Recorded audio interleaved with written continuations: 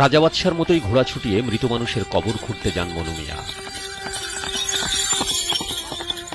মনু মিয়া যখন ঘোড়া ছুটিয়ে কোথাও যান, তখনই মানুষ বুঝতে পারেন কোথাও কেউ দুনিয়ার মায়া ত্যাগ করে পরপারে চলে গেছেন। আমরা যখন দেখি যে উনি ঘোড়া নিয়ে যাইতেছে, তখনই আমরা বুঝতে পারি যে উনি কোনো জায়গায় কবর করতে যাইতেছে। উনি এত নিখুঁত ভাবে কবর করে যেন সে এই কবর করার একজন ইঞ্জিনিয়ার। মনু মিয়াকে বলা হয় কবরের ইঞ্জিনিয়ার। এলাকাবাসী জানান তার হাতের খোঁড়া কবরের সৌন্দর্য অন্যরকম। অনেক যত্ন নিয়ে কবর খোঁড়েন তিনি। উনি কবর খোঁড়ার কারিগর। বিভিন্ন জায়গায় ওনার নিজ উদ্যোগে কবর খুঁড়তে চলে যান। ওনাকে দেখলেই, ওনার ঘোড়ার উপরে কাউকে চড়তে দেখলেই হয়তো বা অনেকেরই মনে হয় যে মসজিদে মাইকিং হওয়ার আগে ওনার কানে খবরটা পৌঁছে যায়। দেশ স্বাধীন হওয়ার আগ থেকে কবর খোঁড়া শুরু করেন মনু মিয়া। তার মায়ের কবর খোঁড়ার পর থেকে নিয়মিত এই কাজটি করতে থাকেন। এ পর্যন্ত 2970টি কবর খুঁড়েছেন তিনি। এই পর্যন্ত 2970 হান ঘর বানাইছি, বুঝলি, কবরস্থান করছি। কারো মৃত্যুর খবর কানে আসলেই ঘোড়ার পিঠে উঠে বসেন মনু মিয়া। তারপর ঘোড়া ছুটিয়ে চলে যান মৃত মানুষের বাড়িতে। আমি সংগ্রামে আগে থেকে ঘোড়া দৌড়াই, যা ঘোড়া এই পর্যন্ত আসুই, এই দেশ বিদেশ যাই ঘোড়াটা লইয়া। তবে দূরত্ব বেশি হলে ঘোড়া নেন না। মনু মিয়া জানান কবর খুঁড়ে অনেক শান্তি পান তিনি। দূর হইলে আমি ঘোড়া লইয়া যাই না, বুঝলি। আমার পরিবার আছে, কম বললে পরে লাশ দোয়াইলে পরে ফুলহন্ডা পড়ায় 3 বেলা, ফুলহন্ডা নওয়া জমার শিক্ষা করায়। যত আত্মভর্ত আছে আমি আত্মভর্ত নিজে জোগাড় করিয়া, মানুষের যে বালা কর সুন্দর করিয়া গুরুস্থানটা করিয়া আমি মনের মতো করিয়া আমি বাড়িতে না। আমার কোনো সময় খারাপ লাগে, আরাম লাগে। আল্লাহ খুব শান্তি রাখছে, আল্লাহ খুব শান্তি। কবর খোঁড়া মনু মিয়ার পেশা নয়, নেশা। লেখাপড়া জানেন না মনু মিয়া। তারপরও যাদের কবর খোঁড়েন তাদের নাম, পরিচয়, মৃত্যু তারিখ লিখে রাখেন অন্য কারো সহযোগিতা নিয়ে। স্বজনরা মৃত্যুর তারিখ ভুলে গেলে মনু মিয়া শরণাপন্ন হন। মৃত্যুতে তালিকা রাখছে বাবা, ডেলি আমি রেখে রাখি।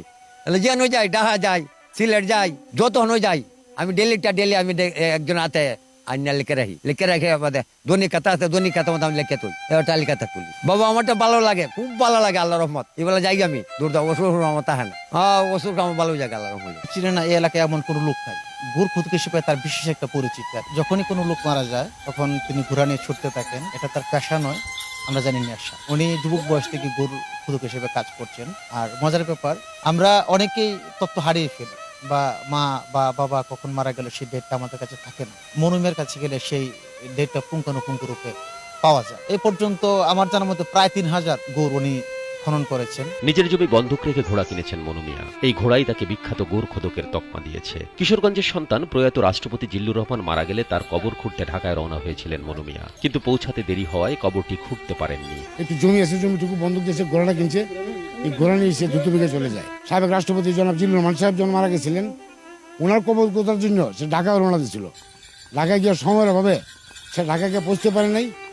এরপরেও ঢাকার ওনার সমাধির কাছে সে দোয়াকার করে আসছে। এবং তার ওয়াইফ, বিশেষ করে মহিলারা মারা গেলে উনি দোয়ানোর জন্য তার ওয়াইফও যায়। কবর খোঁড়ার জন্য যা যা প্রয়োজন তার সবই আছে মনু মিয়ার কাছে। অনেক যত্ন করেন এসব অনুষঙ্গের। ঘোড়ায় করে যখন তিনি কবর খুঁড়তে যান তখন সঙ্গে নিয়ে যান সবকিছুই। সম্বাদটা পাইলে উনি অনেক সময় হেঁটে যায় এবং ঘোড়া নিয়ে যায়। অনেক সময় অনেক দূর দূরান্ত সে যায়।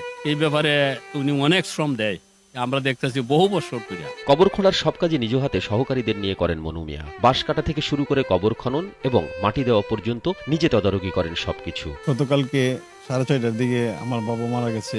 মনে খবর হই নাই, আয়াসা দিই যে গুড় খুঁড়তেছে। এই সুন্দর করে যেভাবে গুড় করে, এমন আর কেউ সুন্দর করে গুড় করেন। এই কাজের জন্য কোনো পারিশ্রমিক নেন না মনু মিয়া। এমনকি ওই বাড়িতে কোনো খাবারও খান না। 72 বছর বয়সী মনু মিয়া এখন এলাকার বিখ্যাত গোর খোদক।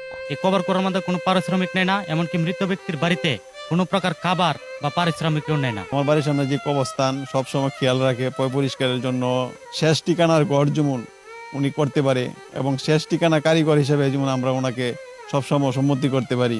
শেষ ঠিকানার কারিগর মনু মিয়ার বাড়ি কিশোরগঞ্জ জেলার ইটনা উপজেলার জয়সিদ্ধি ইউনিয়নের আলগাপাড়া গ্রামে। চাহিদাবিহীন এই মানুষটির কোনো ছেলে মেয়ে নেই অঢেল সম্পত্তি। মৃত মানুষের জন্য কবর খুঁড়ে আনন্দ পেলেও যেদিন নিজের মায়ের কবর খুঁড়েছিলেন সেদিন অনেক খারাপ লেগেছিল মনু মিয়ার। তবে তার আক্ষেপ, বাবার মৃত্যুর পর সময় মতো খবর না পাওয়ায় কবরটি খুঁড়তে পারেননি তিনি। খবর করি আমার মা মারা গেছে, আমি তো যাইমুগা, আমার জি নাই, ফুত নাই, সন্তান নাই, বুঝলি, কেউ নাই তো আমার।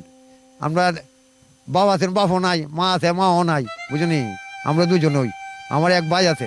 একটা মানুষ সবকিছু ফেলে দুনিয়া থেকে চলে যাওয়ার পর তার আর কিছুই থাকে না, তখন তার শেষ ঠিকানা যেন একটু সুন্দর হয়, সেই বোধ থেকেই যত্ন নিয়ে কবরগুলো খোঁড়েন মনু মিয়া। প্রথম দিকে মনু মিয়ার স্ত্রী বিষয়টি ভালোভাবে গ্রহণ করতেন না, কিন্তু মনু মিয়ার জেদের কাছে পরাজিত হন তিনি। এখন তিনিও মনু মিয়াকে সহায়তা করেন। মহিলা কেউ মারা গেলে মনু মিয়ার স্ত্রী তাকে গোসল করান। শাশিও মহিলারা মরলে উল্লে গাছেরা দোয়া হাল্লা করে দেয়।